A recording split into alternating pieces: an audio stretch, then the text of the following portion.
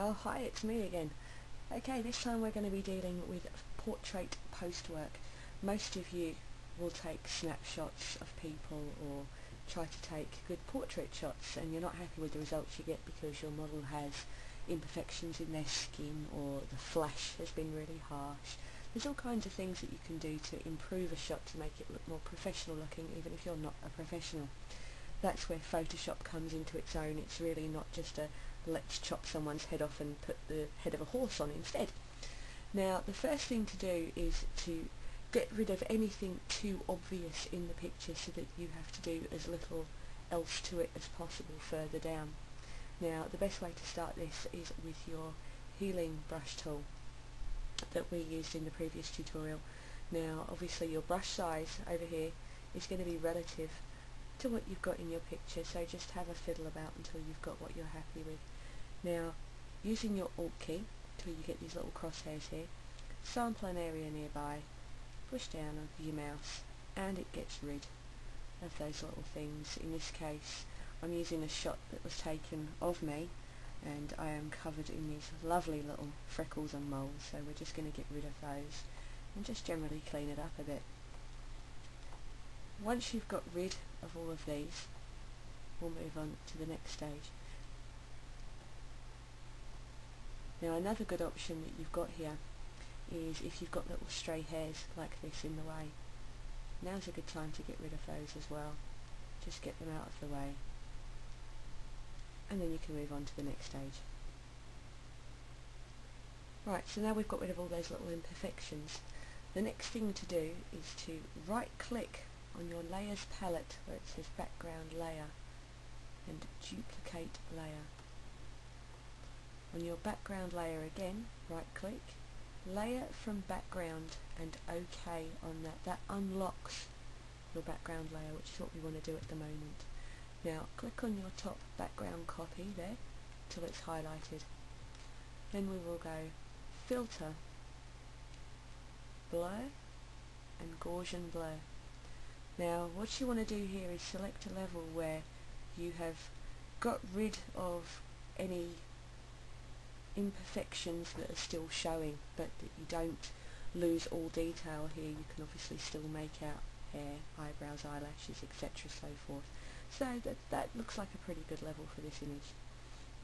And you're probably thinking, oh my god, my picture's going to look awful. No, trust me, it won't, because what we're going to do is mask out everything that we want to keep. Now by doing this, we layer, mask, hide all. There you go, there's your picture back again. Now over here on your tools palette, select your paintbrush tool. Change your colour to white.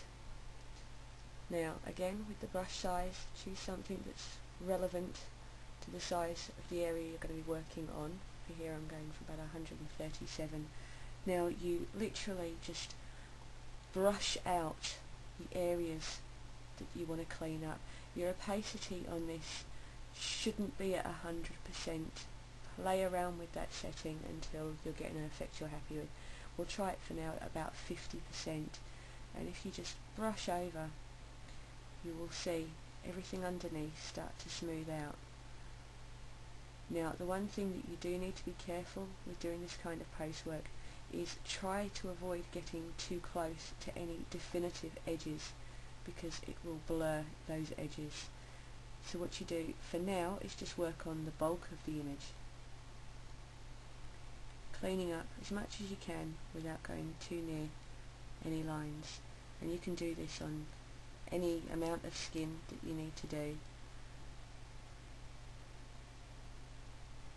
Change your brush size as necessary if you're working on a larger area.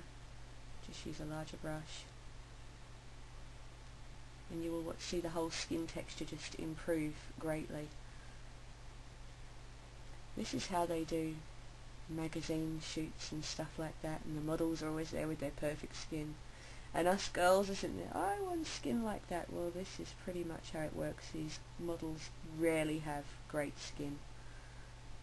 Okay, so once you've got the bulk of that cleaned up, go back to a smaller brush size, not too small, and then lower your opacity even more, something to like 15% around there, and that's where you can just get in a little bit closer to those edges without completely ruining the detail that you have in that edge. Once you've done that and you're happy with the effect that you've got, you can merge your layers. To do this, it's layer, and you can either merge visible or flatten. I prefer to flatten it just back down to one background layer again. Okay, now if you're dealing with flash highlights on the skin, which you can see you've got here by the eye, there is a very easy way of sorting this out.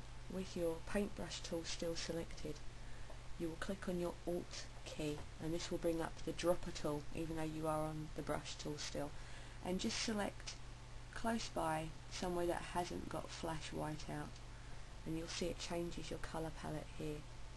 Now again, you want your opacity quite low. We'll try it at around 20%, and then just very gently brush in, and it will just tone down the shine from the flash. And there you go, one picture perfect portrait. I hope this has been of some help to you. Go and give it a try. Cheers.